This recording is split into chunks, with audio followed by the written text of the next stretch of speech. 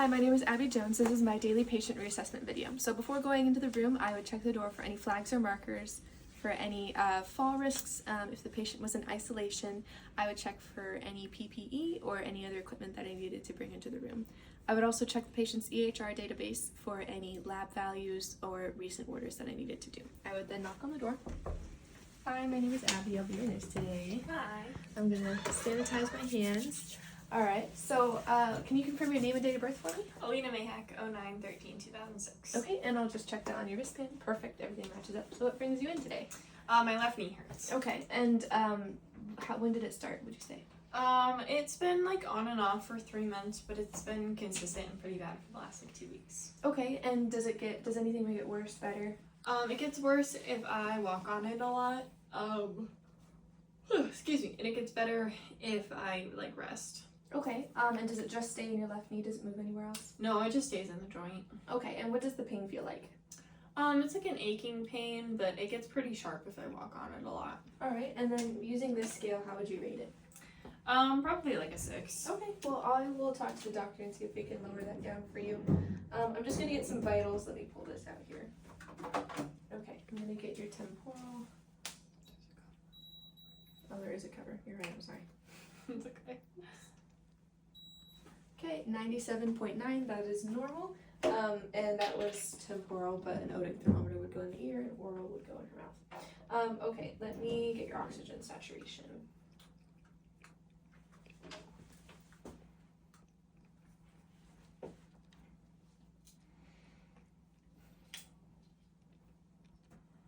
Okay, 99, perfect. All right, I'm going to have you lay down so I can take your pulse.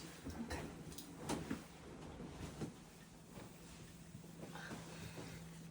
Okay, and then just hold that up for me.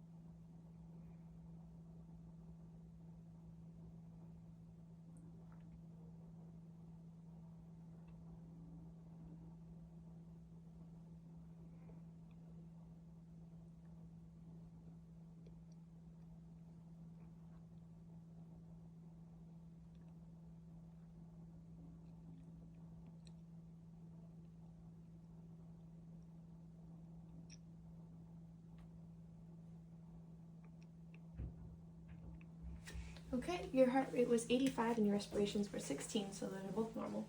I'll have you sit up. I'm going to take your systolic pressure.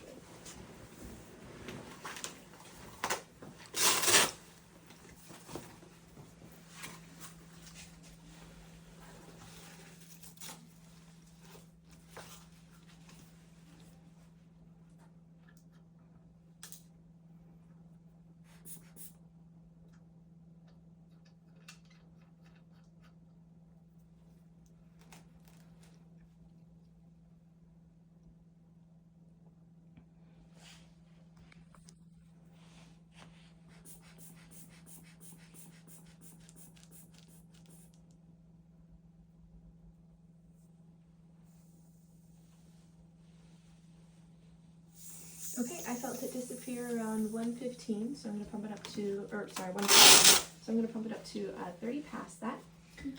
We'll let your arm breathe for a second.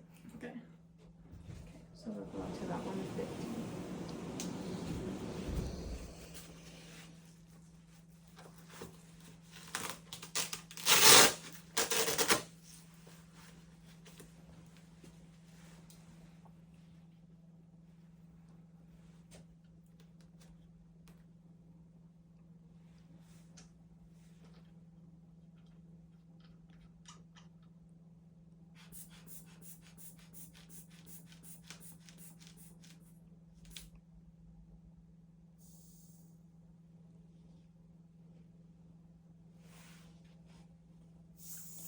I got about 122/78, which is perfectly normal.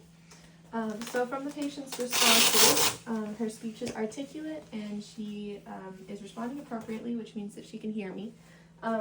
She also seems aligned and comfortable. There's no facial drooping or paralysis anywhere. Do you know where we are? Casey. And do you know what my name is? Abby. And do you know what year it is? 2025. Okay, so she's alert to person, place, and time. If she wasn't, I would do a Glasgow Coma scale to assess her level of consciousness with voluntary eye-opening, voluntary movements, and voluntary speech. I'm going to check your pupils really fast. So I'm going to shine a light in your eyes. Perfect. Her pupils are equal, round, and reactive to light directly and consensually.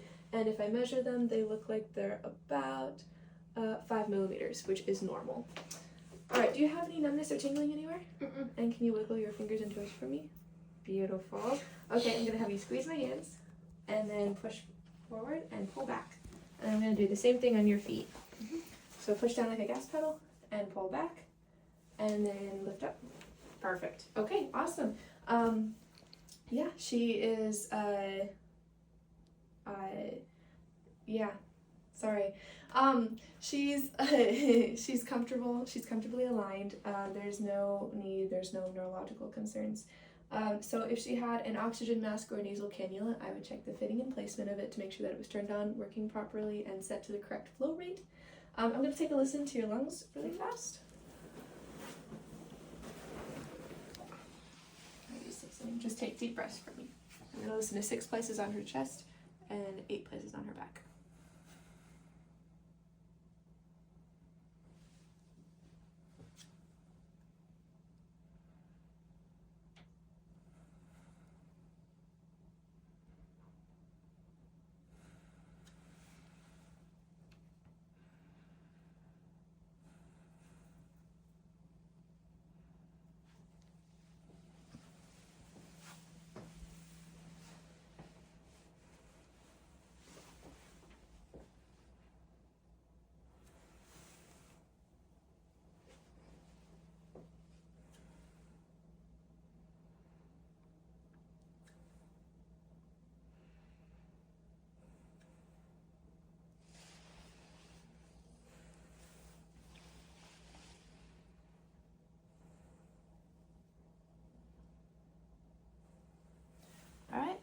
Her respirations are even and unlabored. There's no wheezes or crackles, and her lungs sound clear and equal bilaterally. Do you have a cough? No. If she did have a cough, I would ask the frequency and if there was any sputum. If there was, I would collect it, measure it, and document the color and consistency of it. Okay, awesome. All right, so I'm going to take a listen to, yes, I'm going to take a listen to your heart now. I'm going to go over once with the diaphragm and then again with the bell. So we are going to start at the aortic area. And now the pulmonic. We have Erb's point. And then the mitral.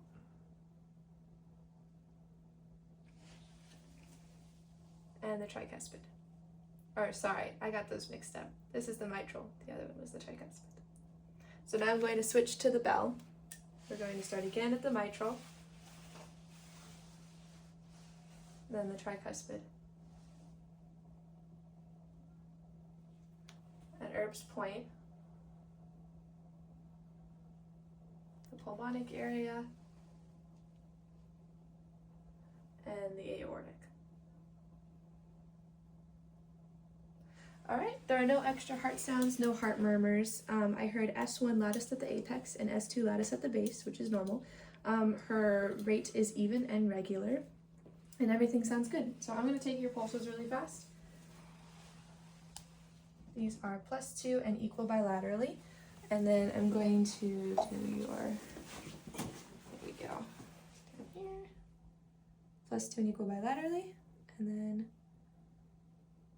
+2 and equal bilaterally. There's no edema or swelling anywhere. I'm going to check your capillary refill while I'm down here. Everything looks good. It's less than 3 seconds. And then I'll do your fingers. Less than 3 seconds, perfect. Her skin is dry, it's not diaphoretic, it's moist. She's pink all over, so she looks good. Circulation is great. If she had any SCDs or TED hose, I would check to make sure that they were turned on and working, as well as any other equipment used to prevent DVT. For her skin, everything looks good. Her skin integrity is intact. There's no lesions. If she was at risk for skin breakdown, I would use the Braden scale to assess her risk, and I would have the height of the bed raised to a good height and implement a turning schedule as needed. I would also make sure that if she had any pressurized beds or anything else to relieve pressure, that the equipment was turned on and working properly. And then I would make sure that if she had an IV, that the IV site looked good and clean. I would also check to make sure that the fluid rate was proper and the right type and that the rate was correct. So I'm going to take a look at your abdomen now. Just looking at her stomach, everything looks normal. There's no masses or lesions, no distension, no scars or anything like that. I'm going to take a listen really fast with the diaphragm. We're going to start in the right lower quadrant.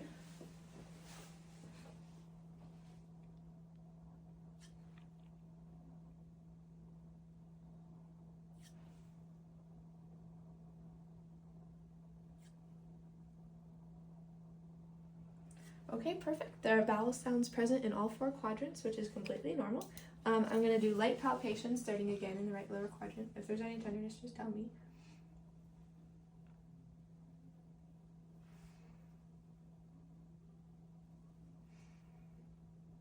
Okay, there are no masses, nothing like that, no pain on palpation, no tenderness anywhere, so that's all good. Would you say you're tolerating your diet pretty well? Yeah, I think so. Okay, pretty healthy. I like to think so, yeah. Yeah, don't we all? Yeah.